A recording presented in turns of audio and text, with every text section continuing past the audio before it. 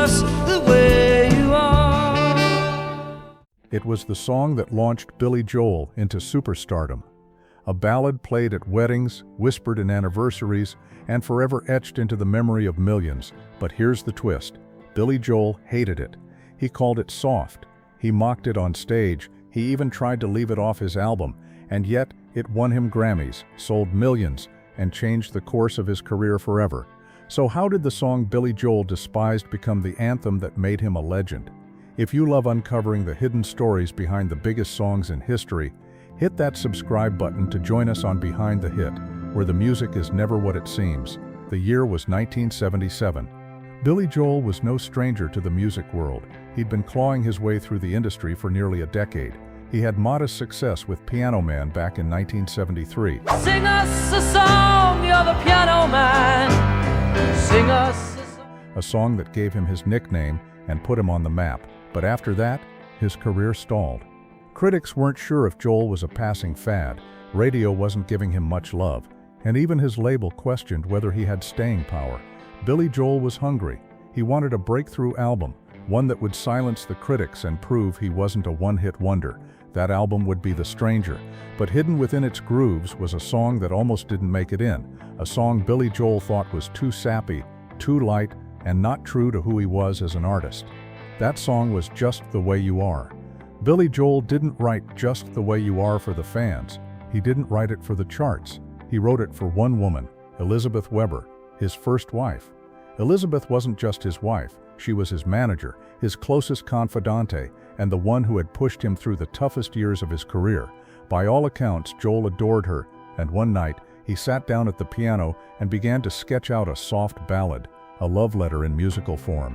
The words were simple: "Don't go changing to try and please me. I love you just the way you are." Don't go changing to try and please me. It was sweet, tender, even fragile, a side of Billy Joel that fans hadn't really heard before. I love you just the way you are.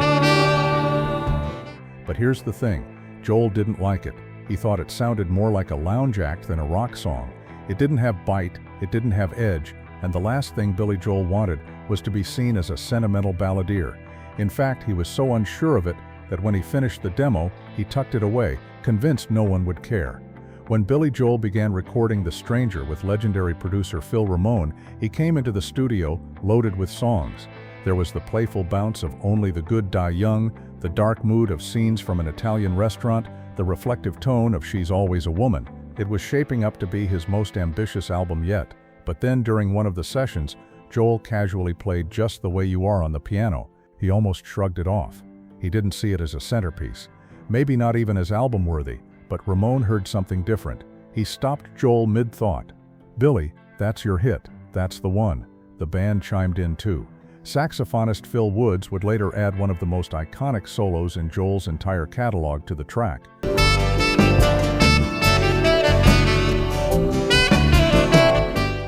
Suddenly, the song Joel wanted to bury was becoming the track everyone else was rallying behind, but Billy Joel wasn't convinced. In interviews years later, he admitted that he thought the song was too corny, too much like elevator music. "I didn't even want to put it on the album," Joel recalled. "I thought it was schmaltzy." But Ramone insisted, and as producer, he had a way of knowing what worked beyond the artist's instincts. He told Joel, "You don't get to decide, the audience will." Reluctantly, Joel agreed. Just the Way You Are was recorded, mixed, and quietly slotted onto the album. It wasn't meant to be the defining song of his career. In fact, Joel still fought against releasing it as a single, but Columbia Records had other ideas. When The Stranger hit shelves in 1977, Billy Joel thought Just the Way You Are would be just another track, hidden between the bigger rock cuts. But what happened next blindsided him. The song he wanted to bury became unstoppable, and it would take Billy Joel from struggling musician to international superstar.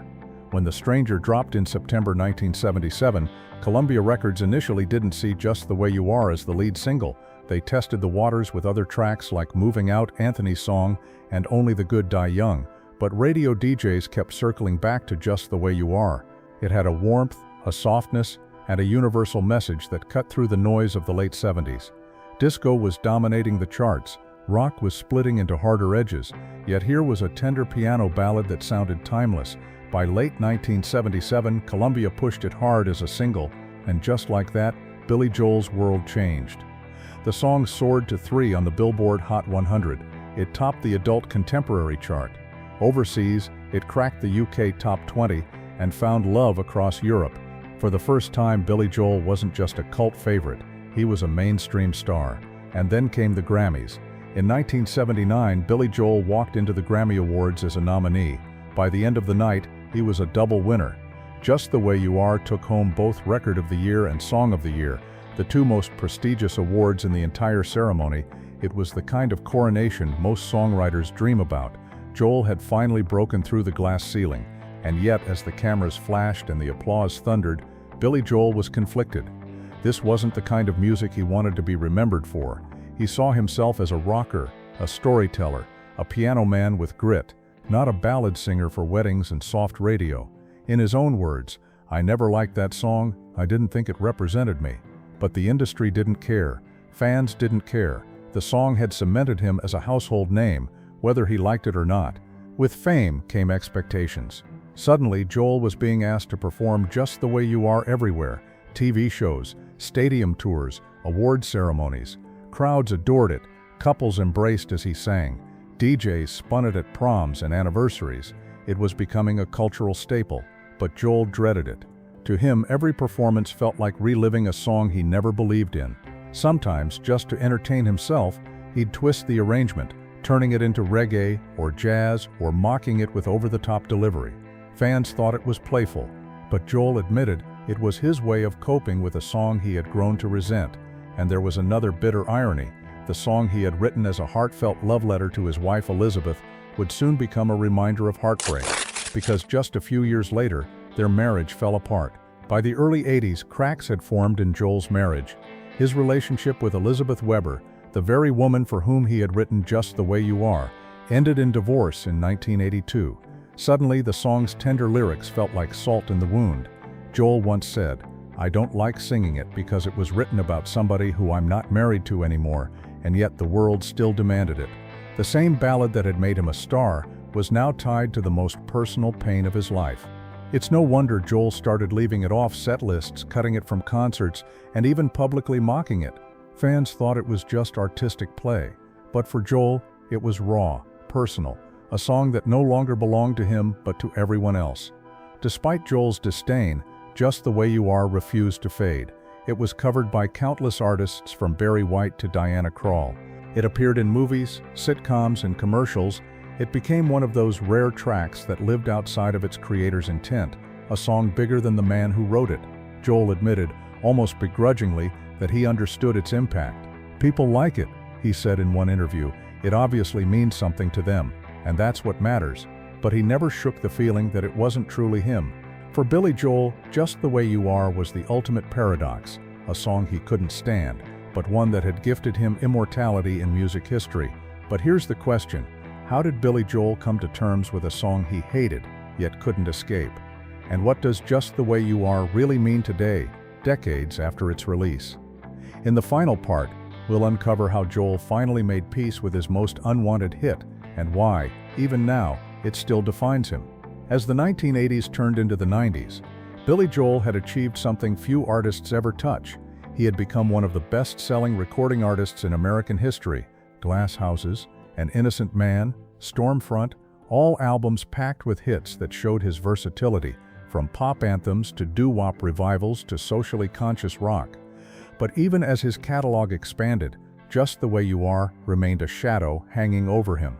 Joel stopped performing it during tours. Sometimes it disappeared for entire stretches of his career.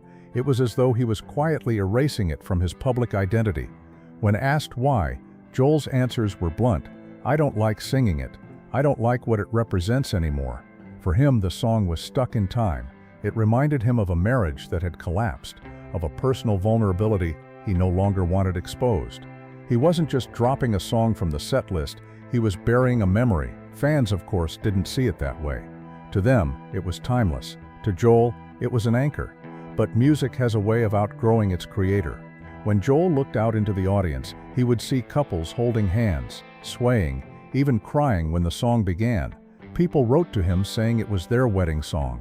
Others said it saved their relationship or brought them back to the night they first fell in love. Joel could no longer ignore that Just the Way You Are had transcended him. It wasn't about Elizabeth Weber anymore. It wasn't even about Billy Joel. It had become something universal, and that's when Joel began to soften, not toward the song itself, but toward what it meant to other people. In interviews, he admitted, "It obviously means something to them. I can't take that away. It's their song now." That's the paradox of being a songwriter. You give the world something deeply personal, but once it's out there, it belongs to everyone else. By the 2000s, Joel was touring less often, but when he did dust off Just the Way You Are, he often reshaped it. Sometimes he turned it jazzy, leaning on a walking bass line. Other times he slowed it down into something mournful, almost bluesy. On rare nights he would even make fun of it, delivering it with exaggerated crooning. Fans thought it was clever reinvention, but for Joel it was survival, the only way he could keep performing a song he didn't love. And yet the more he played with it, the freer he seemed. By bending it, Joel was reclaiming ownership. No longer just the ballad tied to his failed marriage, it became a musical canvas he could alter at will. He wasn't chained to the version that won the Grammys. He could distort it, laugh at it, or even redeem it. And slowly that gave him peace. Joel isn't the only artist to wrestle with a song like this.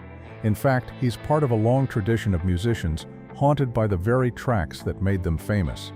Radiohead famously hated Creep, at times banning it from concerts altogether because they didn't want to be defined by it. Led Zeppelin grew sick of Stairway to Heaven, even though fans demanded it at every show. Nirvana's Kurt Cobain felt Smells Like Teen Spirit was a fluke, a song that captured the band's energy but never their true identity. Even Frank Sinatra admitted he despised singing Strangers in the Night, one of his most recognizable hits. For Billy Joel, Just the Way You Are was his own personal creep, a song that opened doors but also trapped him in a box, a song he could never fully escape. And yet, like all those other artists, he knew the truth. The audience decides the legacy, not the artist. Fast forward to today. More than 45 years after its release, Just the Way You Are is still one of Joel's most streamed tracks. It appears on nearly every greatest hits compilation. It plays on soft rock radio daily. It's been covered by Barry White, Diana Krall, Barbra Streisand, and countless wedding singers around the world. Its saxophone solo, played by the legendary Phil Woods, is still considered one of the finest in pop history. And maybe most surprising of all, younger generations are still discovering it. On streaming platforms like Spotify and Apple Music, Just the Way You Are continues to rack up millions of plays every year. Billy Joel may not have loved it, but the world decided it was eternal. In more recent years, Joel has mellowed on the subject. At Madison Square Garden, where he holds a residency that has made him the most successful live act in New York history, he occasionally slips Just the Way You Are back into the set list. And when he does, something magical happens. The crowd sings louder, couples lean into each other, strangers lock arms.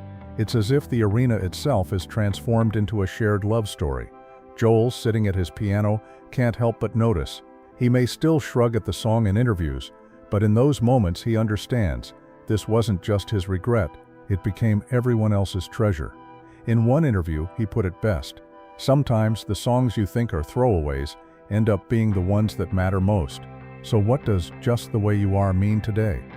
For Billy Joel, it's a reminder that artists don't always know their own masterpieces. That vulnerability, even when dismissed, can strike chords you never expect.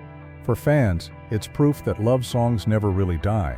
They simply get passed down, generation to generation, each listener attaching their own story to the words. Billy Joel hated it. He mocked it. He tried to bury it. But the song refused to fade.